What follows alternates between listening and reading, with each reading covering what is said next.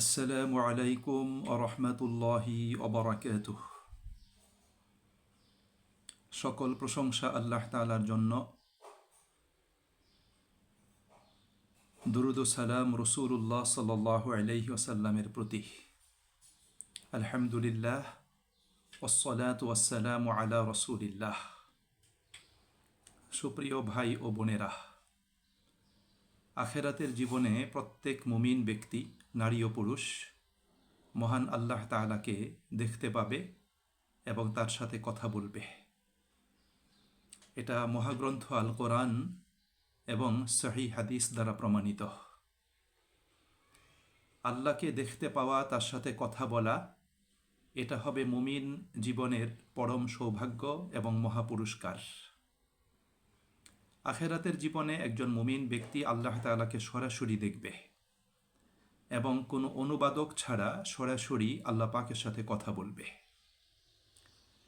কিন্তু দুনিয়ার জীবনে আল্লাহ তাআলাকে দেখা এবং সরাসরি তার সাথে কথা বলা সম্ভব নয়। নবী রাসূলগণ পরম করুণাময় আল্লাহ পাকের সাথে ওহীর মাধ্যমে অথবা ফেরেশতাদের মাধ্যমে বা পর্দার আড়াল থেকে আল্লাহ পাকের সাথে কথা বলেছেন।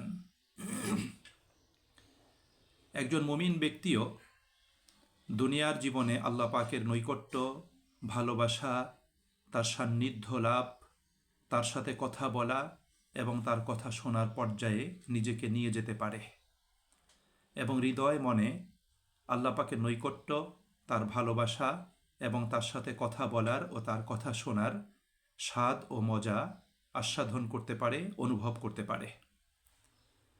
কোরআনুল কারীমে এবং হাদিসে রাসূল করিম সাল্লাল্লাহু আলাইহি ওয়াসাল্লাম এমন কিছু বিষয়ের কথা উল্লেখ করেছেন যে বিষয়গুলোর মাধ্যমে একজন ব্যক্তি আল্লাহ পাকের নৈকট্য এবং ভালোবাসা অনুভব করে, তার সাথে কথা বলে এবং তার কথা শোনার যে অবস্থাটা সেটা নিজের ভিতর তৈরি করতে পারে। যেমন একজন ব্যক্তি, মুমিন ব্যক্তি, তিনি মহাগ্রন্থ আল কোরআন তেলাওয়াত এবং অধ্যয়নের মাধ্যমে তিনি আল্লাহ পাকের সাথে সরাসরি সংযুক্ত হতে পারেন। আল্লাহ পাকের নৈকট্য এবং ভালোবাসার পর্যায়ে নিজেকে উপনীত করতে পারেন। আল্লাহর সাথে কথা বলতে পারেন, আল্লাহ পাকের কথা শুনতে পারেন। কারণ কোরআন তেলাওয়াত করা মানেই হলো আল্লাহ পাকের সাথে কথা বলা। কোরআন তেলাওয়াত করা মানেই হলো আল্লাহ পাকের কথাগুলো শোনা। সরাসরি আল্লাহ পাকের সাথে সংযুক্ত হওয়ার, তার সাথে সংযুক্ত থাকার এই দুনিয়ার জীবনে অন্যতম প্রধান একটা মাধ্যম হলো মহাগ্রন্থ আল কোরআন তেলাওয়াত করা, অধ্যয়ন করা এবং হৃদয় মনে কোরআনকে ধারণ করা। এই জন্য সুপ্রিয় ভাই এবং বোনেরা, আমরা যদি আন্তরিকতার সাথে, নিষ্ঠার সাথে আল্লাহ পাকের মোহাব্বত এবং ভালোবাসার স্বাদ আস্বাদন করার বাসনা নিয়ে কোরআনের সাথে সংযুক্ত হই, কোরআন যদি তেলাওয়াত করি, কোরআনের অর্থ বুঝে যদি হৃদয় মনে কোরআনকে ধারণ করি, কোরআনের দেখানো পথে যদি পথ চলি, তাহলে দুনিয়ার জীবনে আল্লাহ পাকের নৈকট্য, ভালোবাসা আমরা লাভ করতে পারবো। আল্লাহ পাকের সাথে কথা বলার এবং আল্লাহ পাকের কথা শোনার সেই সৌভাগ্যটাও আমরা লাভ করতে পারবো। দ্বিতীয়ত হলো দোয়ার মাধ্যমে। একজন বান্দা যখন আল্লাহ পাকের কাছে দোয়া করে, আল্লাহ রাব্বুল আলামিন কোরআনে বলেছেন, আমি বান্দার দোয়া, তার প্রার্থনা এবং আবেদনে সাড়াদান করে থাকি। আল্লাহ বলেছেন, ওয়া ইজা সাআলাকা ইবাদি আন্নি ফাইন্নী করিব উজিবু দাওয়াতাদ দাঈ ইজা দাআন ফালইস্তাজিবু লি ওয়াল ইউমিনু বি লাআল্লাহুম ইয়ারশুদুন। যে হে নবী, আমার বান্দারা যদি আমার সম্পর্কে জিজ্ঞাসা করে, আমি তো তাদের নিকটেই। সুতরাং কোনো দোয়াকারী, আবেদনকারী যখন আমার কাছে দোয়া করে, আবেদন জানায়, তখন আমি সেই আবেদনে এবং তার প্রার্থনা ও দোয়াতে সাড়াদান করে থাকি। সুতরাং আমার বান্দাদের উচিত আমার আহ্বানে সাড়াদান করা এবং আমার প্রতি ঈমান রাখা। তাহলে আশা করা যায় তারা সঠিক পথ লাভ করতে সক্ষম হবে। সম্মানিত ভাই এবং বন্ধুরা, এজন্য আল্লাহ পাকের সাথে দোয়া করে আল্লাহ পাকের সাথে কথা বলা। দোয়ার একটা পরিভাষা হলো মুনাজাত করা। মুনাজাত মানেই হলো চুপে চুপে আল্লাহ পাকের সাথে কথা বলা। আপনার নিজের প্রয়োজনের বিষয়গুলো আল্লাহ পাকের কাছে বলবেন, আল্লাহ পাকের কাছে চেয়ে নেবেন, এবং আল্লাহ পাক আপনাকে দিবেন, যে প্রতিশ্রুতি দিয়েছেন সেটা হৃদয়ের কানে আপনি শুনবেন, তাহলে এই দোয়ার মাধ্যমে আপনি আল্লাহ পাকের সাথে সংযুক্ত হবেন। সুপ্রিয় ভাই এবং বন্ধুরা, তাহলে আল্লাহ পাকের সাথে কথা বলার এবং তার কথাগুলো শোনার দ্বিতীয় প্রধান একটা মাধ্যম হলো দোয়া মুনাজাতের মাধ্যমে আল্লাহ পাকের সান্নিধ্যে এবং নৈকট্যে নিজেকে নিয়ে যাওয়া এবং তার সাথে কথা বলে তার কথাগুলো শোনা।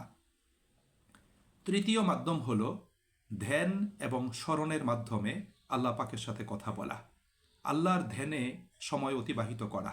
আল্লাহ রাব্বুল আলামিন কোরআনুল কারিমে বলেছেন, ওয়াতাবাত্তাল ইলাইহি তাবতীলা, তুমি সব কিছু ছেড়ে দিয়ে আল্লাহ রাব্বুল আলামিনের সাথে তুমি সংযুক্ত হও, একাত্ম হও।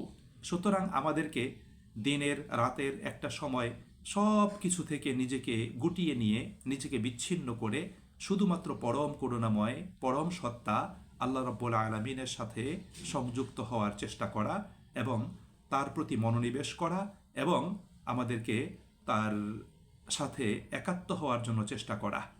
এই জন্য সেটা আমরা সবচেয়ে ভালো হয় যদি রাতের শেষ প্রহরে, যখন সবাই ঘুমিয়ে থাকে, তখন যদি আমরা আল্লাহ পাকের ধ্যান করি, আল্লাহ পাককে যদি স্মরণ করি এবং আল্লাহ পাকের নৈকট্য যদি হৃদয় মনে অনুভব করি, তাহলে দেখা যাবে যে আল্লাহ আমার সাথে কথা বলছেন এবং তার সেই কথাগুলো আমি শুনতে পাব।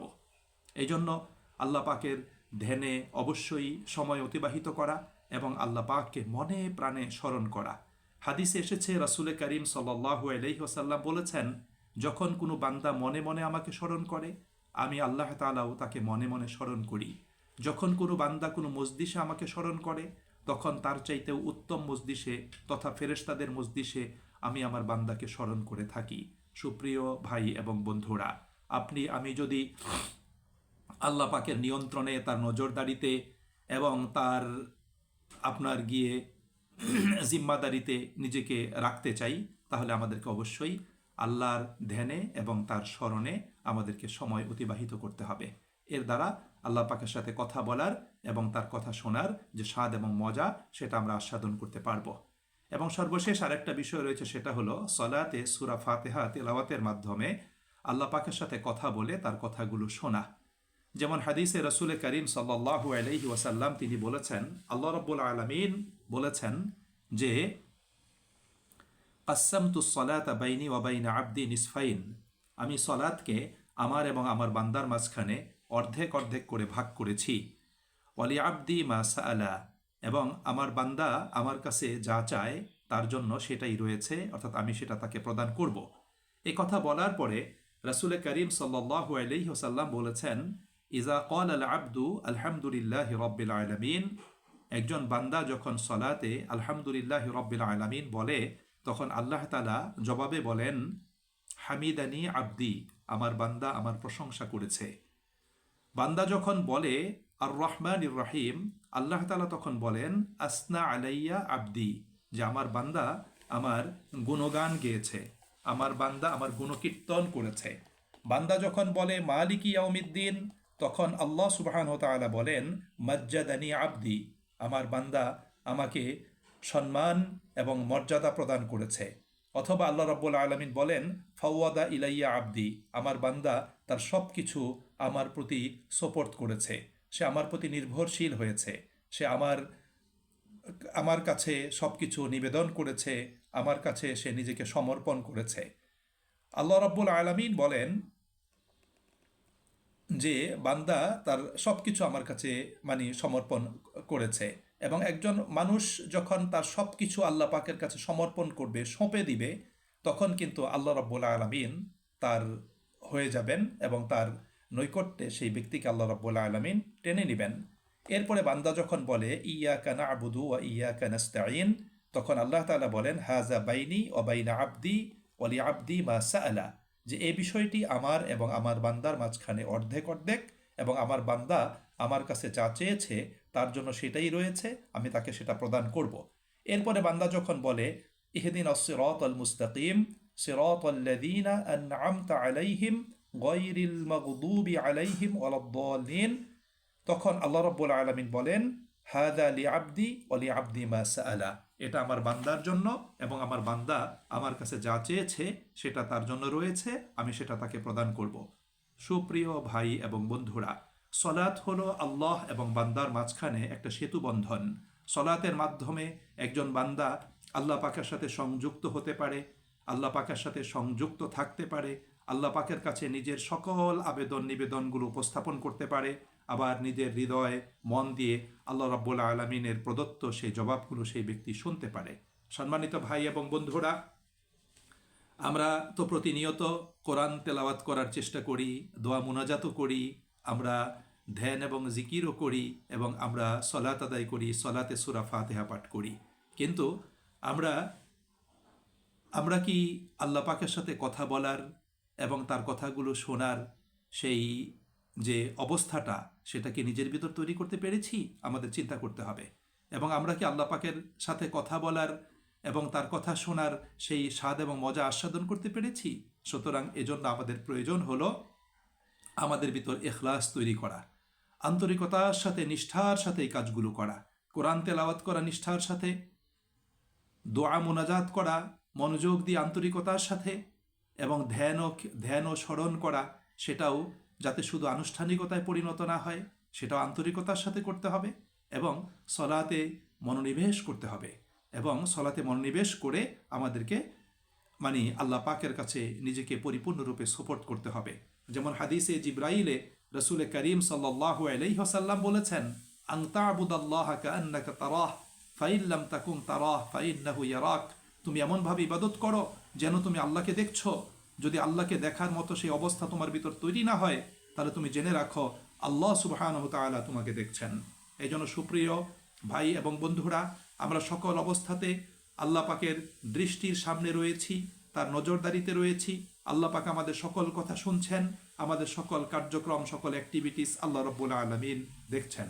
সুতরাং এখন আমাদের প্রত্যেককে সেই মহান সত্তা আল্লাহ রাব্বুল আলামিনের সাথে সংযুক্ত হওয়ার, সংযুক্ত থাকার, তার নৈকট্য এবং সান্নিধ্য লাভ করার, তার সাথে কথা বলার এবং তার কথাগুলো শোনার সেই পর্যায়ে আমাদের প্রত্যেককে নিয়ে যেতে হবে। তাহলে এই দুনিয়ার জীবনে আমরা আল্লাহ পাকের সাথে কথা বলার এবং তার কথা শোনার সেই মর্যাদা এবং সৌভাগ্য আমরা প্রত্যেকেই লাভ করতে সক্ষম হব। সুপ্রিয় ভাই এবং বন্ধুরা, আসুন আমরা এই সাধারণ মানুষ, আল্লাহ পাকের নগণ্য বান্দা, সে মহান আল্লাহ রব্বুল আলামিন, যিনি আহকামুল হাকিমিন, যিনি রব্বুল আলামিন, যিনি রহমানুর রহিম, যিনি মালিক ইয়াউমিদ্দিন, সে মহান করুণাময় আল্লাহ রব্বুল আলামিনের সাথে কথা বলার সুযোগ আমরা গ্রহণ করি এবং তার কথাগুলো নিজের হৃদয় মনে শুনে নিজেদেরকে সমৃদ্ধ এবং সৌভাগ্যশালী করার জন্য আমরা চেষ্টা করি। আল্লাহ আমাদের সকলকে তৌফিক দান করুন, আল্লাহ আমাদের সকলকে কবুল করুন, আল্লাহ দুনিয়াতে আমাদেরকে তার ভালোবাসা দান করুন এবং আখেরাতেও আল্লাহ রাব্বুল আলামিন তার ভালোবাসা দান করে, তার দিদার নসিব করে, তাকে দেখার এবং তার সাথে কথা বলার সেই সৌভাগ্য আল্লাহ পাক আমাদেরকে নসিব করুন। আসসালামু আলাইকুম ওয়া রাহমাতুল্লাহি ওয়া বারাকাতুহু।